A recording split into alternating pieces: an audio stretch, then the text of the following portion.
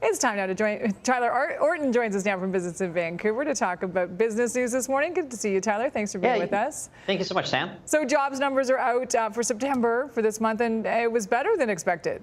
Better than expected for Canada as a whole, but British Columbia, not so great. But I can give you a little bit of the good news a little bit later on. But right now, we added 67,000 jobs across the country, much better than what economists were expecting. They predicted about 10,000 jobs. Most of these jobs that we're seeing added, about 44,000 of them, part-time gigs. So that's not necessarily, the kind of best job growth that we want to see. But BMO, economists there, they say all in, this is a solid jobs report. Now, when we come to British Columbia, well, unemployment is about unchanged compared with August to September. And I should mention that these are all September numbers that I'm talking about here. Well, with British Columbia, we actually lost a few hundred jobs between those 2 months. Our unemployment level, it's unchanged, maybe fewer people entering the workforce at this point. But here's the good news. BC, year over year, we've added 62,000 jobs. We're actually leading the country in job growth on an annual basis. We had 2.6% growth. The only other provinces that are keeping pace with us, Ontario and Quebec.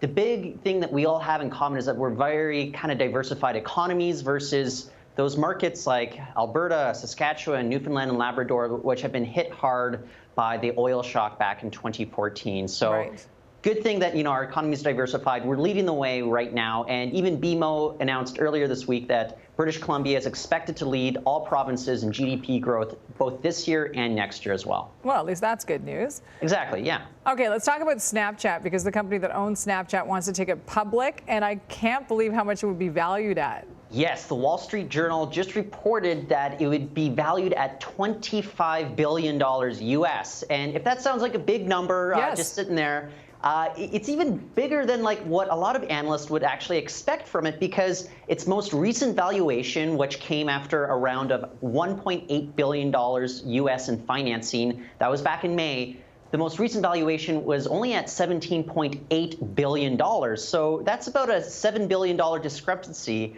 I guess they definitely think that it's going to be worth the premium. We actually have sources over at Reuters.